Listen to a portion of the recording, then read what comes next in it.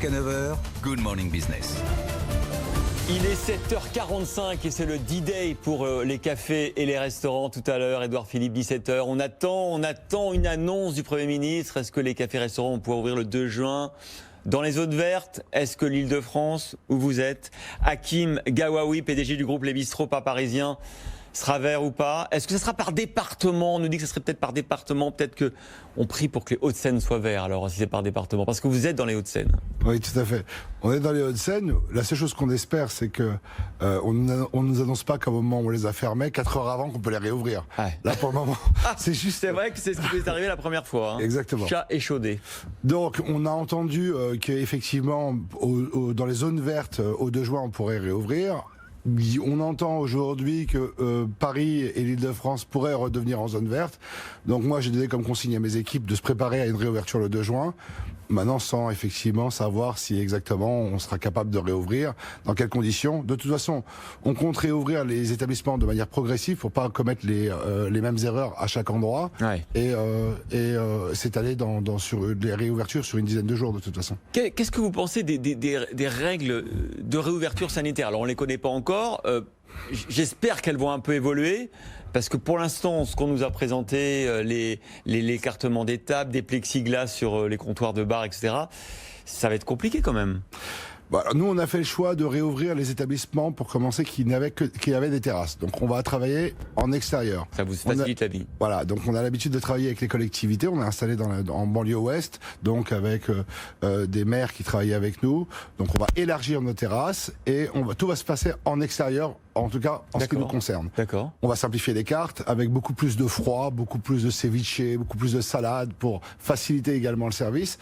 Et on travaille avec une application et un QR code pour la prise de commande. Quelle appli vous avez choisi? Là, on la développe. Vous la développez pour vous. Il y a des startups qui en ont développé. Alors, il y a même effectivement des systèmes de prise de commande. On va aussi... et de paiement même. Exactement. Et on va prendre aussi les commandes, les réservations en ligne, voire même faire des précommandes avec des paiements en ligne. Donc, on est en train de travailler là-dessus. Mais effectivement, ça va être réappliquer un petit peu les règles qu'on utilise tous les jours aujourd'hui dans notre vie quotidienne, c'est-à-dire des distances entre les uns et les autres, se laver les mains, les prises de température de nos salariés au moment où ils viennent travailler, et puis essayer de rester le plus loin possible les uns des autres. Finalement, en fait, c'est un petit peu ce qu'on a envie. Dans des lieux de convivialité comme les vôtres. Alors, comment allez-vous, Hakim Gawawi? Parce que vous sortez là de plus de 2 mois de fermeture administrative de vos établissements. Je rappelle que vous avez 9 restaurants, 30 millions d'euros de chiffre d'affaires en 2019, 300 salariés. Comment allez-vous? Écoutez, moi je suis plutôt de nature optimiste, donc je vais bien et j'irai toujours bien, en tout cas tant que j'aurai la santé, et je l'ai. J'ai la chance d'avoir des salariés qui sont toujours là avec moi et qui n'ont pas été malades. Donc...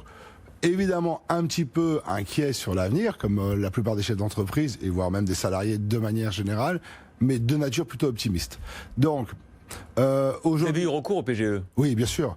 Alors ça, et là, on doit effectivement rendre à César ce qui appartient à César. On félicite le gouvernement pour cette initiative. Et alors là, moi, c'est une dédicace particulière à la BNP qui, le jour même de l'annonce des fermetures, m'a passé un coup de fil pour me dire qu'on gelait la dette, qu'on mettait en place des mesures. Super. Hein. Et ça a été c'est bien d'entendre il y en a beaucoup, hein, mais des réactions positives et des banquiers qui ont été au rendez-vous. Oui, nous, ça a été notre cas. On a aussi la chance d'être accompagné par un fonds d'investissement qui s'appelle Extendam, qui aussi nous a soutenus. Donc on a capitalisé. Aujourd'hui, notre problème, il n'est pas de la trésorerie. La trésorerie, on l'a. Il y a un vrai sujet sur la dette. Comment vous allez rembourser ce PGE? Et ben voilà, toute la question, elle est là. La question, elle est de savoir, effectivement, maintenant qu'on a l'argent, déjà, qu'est-ce qu'on va en faire? Est-ce qu'on va pas le perdre à la réouverture? Ça, c'est la première inquiétude. Parce que vous avez passé le chiffre d'affaires, ça va être brûlé très vite. Comment on va pouvoir développer notre activité et continuer notre croissance qui est extraordinaire? Parce que vous ouvrez 2-3 restaurants par an. Exactement. Voilà. Et comment on va faire avec cette dette, où on va la placer, sur combien de temps on va la rendre. Est-ce que vous avez une suggestion à faire au gouvernement? Parce qu'ils sont à l'écoute, vous savez. Moi, j'aimerais qu'on les mette dans les bilans, qu'on les inscrive en bilan comme des fonds propres. Les quasi-fonds propres. Les quasi-fonds propres. Une dette longue, que le gouvernement dise cette dette-là, c'est PGE. ça va durer 10, 20 ans, c'est des quasi-fonds propres. Exactement. Et qu'on puisse éventuellement, le cas échéant, en cas de vente, ou en tout cas comme un impôt reportable qui serait dû au moment de... Qu'on rembourserait si on vend l'établissement. Exactement. Ouais. Voilà une bonne idée. Bah, je sais pas On si va la c'est une bonne idée. soumettre. On avait Agnès Pannier-Runacher il y a quelques jours. On va lui proposer. Est-ce que si on vous dit là tout à l'heure, ça sera le 22 juin, est-ce que c'est une catastrophe ou pas? Est-ce que Nous, dans notre État, la fermeture nous coûte 150 000 euros par mois. C'est aujourd'hui ce que ça nous coûte. C'est-à-dire que même avec l'ensemble des salariés en chômage partiel, c'est une charge fixe qui nous coûte 150 000 euros. les bailleurs ont été Alors les bailleurs, ils sont pas tous les mêmes. compréhensifs? Il y en a qui sont les vrais absents. C'est les assurances, ça vous le savez de toute façon. Et contrairement aux légendes reçues des assurances qui pourraient payer ou qui seraient condamnées, je pense qu'effectivement nous, pour le coup, autant j'encourage et je remercie la BNP, autant AXA c'est une véritable catastrophe. Donc là, on va aller en référé pour essayer de trouver. Vous allez en justice. Ah oui, là maintenant, voilà. Encore une question. Pourquoi vous êtes développé comme ça dans l'Ouest parisien, dans les Hauts-de-Seine? Vous n'arrivez pas d'ouvrir des établissements là-bas. Qu'est-ce qui est dans les Hauts-de-Seine? Alors d'abord parce que j'y suis né. Donc Ouais, enfin, vous avez quand même ça. au départ été sur les Champs-Élysées. C'est vrai. Vous avez, voilà. C'est vrai, mais c'était une zone que je connaissais. Et en fait, je pars du principe que les gens ne savent pas ce qu'ils veulent tant qu'on leur a pas montré ce qu'ils pouvaient avoir. Et moi, comme tout banlieusard, j'avais l'habitude d'aller à Paris pour aller déjeuner ou dîner parce qu'il n'y avait pas peu d'offres.